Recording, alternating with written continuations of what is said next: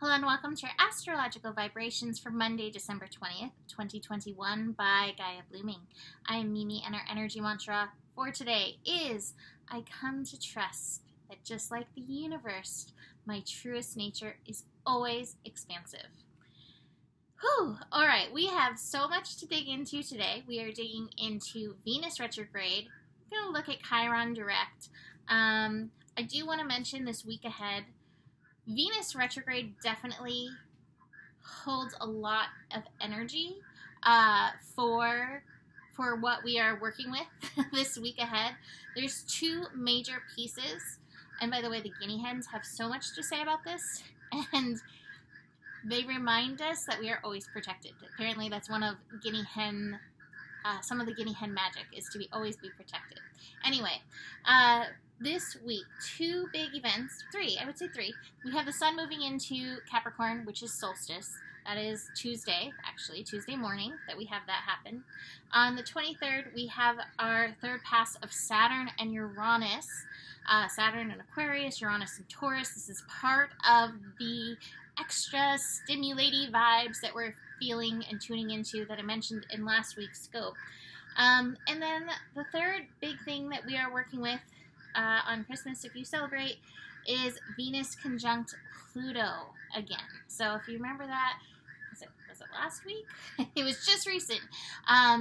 Venus conjunct Pluto, and this works so well with Venus retrograde, which is where we're going to start, because this energy is going to be one of the major presiding energies over the next 6 weeks. It's 6 weeks. I was going to say a month and a half, 6 weeks. So until just about the end of January, we have this Venus retrograde going on. So Venus retrograde happens roughly every 18 months. Venus retrograde can always feel a bit like a Nana or Persephone story. This one in particular feels very tied to Persephone. If you have taken my advice and read her story, then hopefully you have that background. If you haven't, go check it out because it may have some added insight for you. The story of Persephone is basically Hades, or Pluto, thought that she was so lovely and somehow tricked her into coming into the underworld. This feels so important to the story. Her mother, Demeter, was so upset about it that, sorry, lost my train of thought. I heard cat happenings. Her mother was so upset. She was is the goddess of harvest and fertility, that the world basically went dark, brown, we weren't able to harvest anything. And I feel like that is so on point with this Venus retrograde energy. Long story short, they found a way for balance where Persephone would spend half her time in the underworld and half her time up living on the land, which is why we have winter half the year, right? We have that cold, dark, lack of fertile green energy happening. So, why that feels so powerful is because, again, this Venus retrograde is happening so in alignment with Pluto Hades. So, we have kind of this same step where we're being called to the underworld. And if you've ever gone through a Venus retrograde with me, I always say Venus retrograde can be really hard on relationships, because it almost feels like we lose that grace. And it's that same thing, like how we lose the grace of, fertile land and the warm sun and the flowing waters, of spring and summer. It's like, it's cold, it's dark. We've lost that energy. We've lost this grace, but it's not actually lost. What we need to do is find it within ourselves. Other times we can reach out and the universe is like, here, I got you. And it's not to say that the universe doesn't have us, but that grace isn't as readily handed to us as we have to summon within ourselves the grace, the energy to help support us through this retrograde energy. So that's why I think it can be a little bit tough on relationships, because it's like, all right, serenity now, bring me peace. Like, I've got this. I can handle this. It's like Venus has gone away. The peace, the love, the pleasure, the gracefulness, the yin energy. It's deep underground. Now, with this in the sign of Capricorn, as Capricorns, Cancers, Libras, Tauruses, and Aries may feel it most profoundly, but we all feel this, to be fair. Where was I going with this? Venus and Capricorn. Venus and Capricorn. As we dig deep to find that grace, to remember that the yin lives within us, even when it's maybe not as readily apparent around us. This is a call for deeper responsibility to your yin, to self-care, to recognizing when and where you can show up for your personal pleasure. This can really take that responsibility off of outside relationships and really pull it back to the self. So around pleasure, around your self-care, around your decisions, are you listening to your yin? Are you listening to your intuition to help guide you in and through this energy? Venus retrograde may be a time when it feels aligned to throw in a towel with old relationships, or maybe not old relationships, with relationships in general, whether they are romantic or friendship.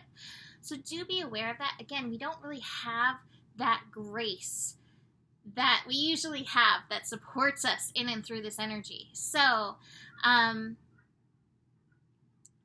be aware of that and not just be in a reactive state, but really be listening deep into the self is very important in and through this energy.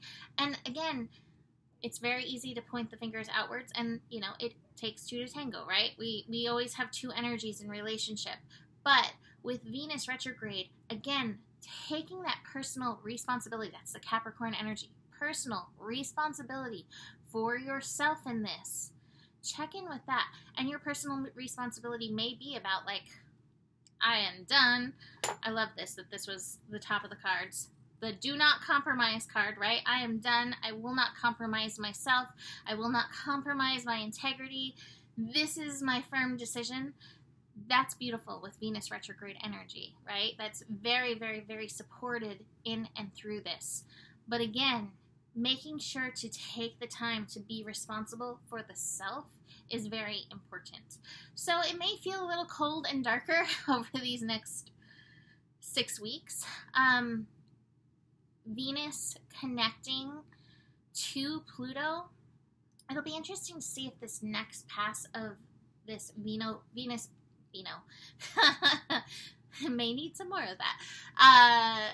This Venus-Pluto conjunction, if it's easier or if it's more challenging now that Venus is working this retrograde process. So that's where we're starting with this scope.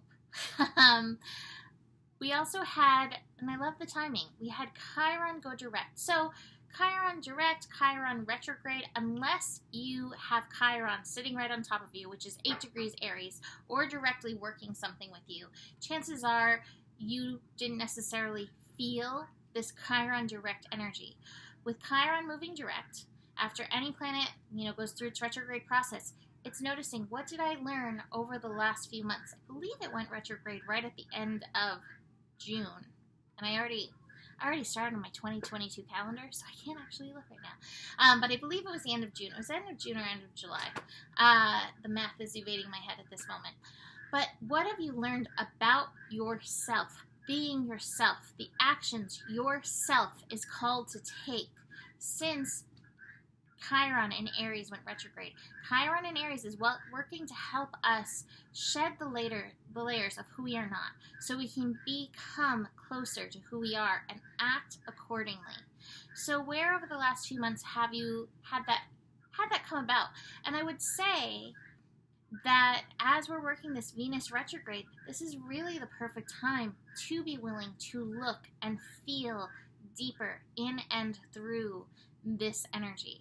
So we have that going on as well. Whew.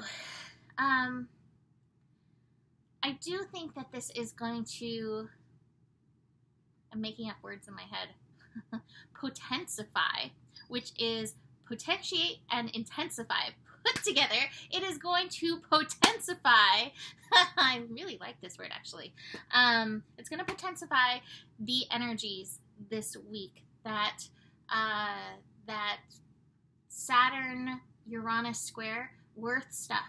Venus retrograde can bring up worth stuff, and it's good because we all need to check our worth. We all need to check what we do find worthy to make sure it really sticks. But Uranus holding that energy in Taurus, Taurus is ruled by Venus. We may feel the brunt of that a little bit more with this Venus retrograde. This Venus retrograde is not soft. This Venus retrograde is here for us to really dig in and do the work. So let's look at this Monday energy. I feel like I should say one more thing.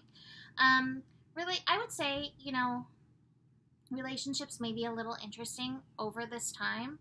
And I would say even leading up to it. You may find past relationships coming up. They are meant to teach you something if they do come up during this time. It doesn't mean you are meant to go back in. It doesn't mean that you're not meant to go back in. But more than anything, check in around your worth. Check in around your decisions. Check in with your personal responsibility with this energy. So for Monday, beyond this, we have the last day of Sagittarius. So we're looking for the good through all of this. We're looking for the blessings. We're looking for the expansion. We're looking for, like, how do we take this empty cup? Venus in retrograde, no vino, right? We're looking at this empty cup. How do we find the good in it? A cup that is empty is waiting to be filled. So keep that in mind. Keep this Sagittarius energy in mind as we are finishing up Sun in Sagittarius. Moon in Cancer can heighten the emotional content of whatever we are feeling through the day. I would also say be willing to check in with yourself. Excuse me, inhaling the incense. Be willing to check in with yourself around your stories and around your mental energy. We do have Mercury and Uranus connecting in today. It is a trine. You may find yourself feeling very productive in this, with Venus not necessarily helping us balance. Make sure not to go overboard. This is in your thoughts. This is in your actions. This is in your shopping. This is in what you think that you can take on for the world. Don't go overboard. The morning may be fairly triggery as well, so just be aware of that. And again, Venus isn't there to, like, give you the grace for the triggers. So go dig in deeper. What is this trigger meaning to show you? Where's the wound? How can you be present for yourself? The final connection of the day is the Moon and Neptune. Great time for meditation. And again, imagine yourself on Persephone's journey. Imagine yourself on Inanna's journey. Listen for the goddesses of the underworld to help bring up messages. The final thing I want to leave with this is that I feel like, if you've been listening to me for a while, I talk about the divine feminine and how the feminine energy has been rising. I 100% believe that. But I feel like these retrogrades... Oh, Queen of the Underworld. I feel like these retrogrades are all kind of like contractions. The yin couldn't just be like, pop out of like Bugs Bunny's rabbit hole and be like, what's up, folks? That would not work. And so it's bringing it forth slowly within yourself, in the world. Notice where this energy is wanting to come up and move through you more. I love this card for all of this. We have the sharing card, the Queen of Wands. She has so much light, but her light is going into herself right now so that she can come to a place of shining this energy all over the world, all over the galaxy. She's not compromising herself. She knows she needs to hold space for herself. She needs to go on this adventure. The underworld adventure is an important part of any hero's journey, or any heroine's journey for that matter. Now, with the Divine Feminine offline, we may feel the control energy spiking. Be very aware of that. Try to keep your consciousness up, where we will try to cover for that energy. But still, even with Venus retrograde, you can find your balance. So, that is it for today. You can book a reading. I am still booking 2022 readings for the year ahead. Email me about that.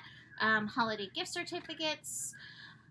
Enjoy this last day of Sagittarius. And besides that, the better it gets, the better it gets. There's more than enough love in the world for you. You have the power. And stay curious. Namaste.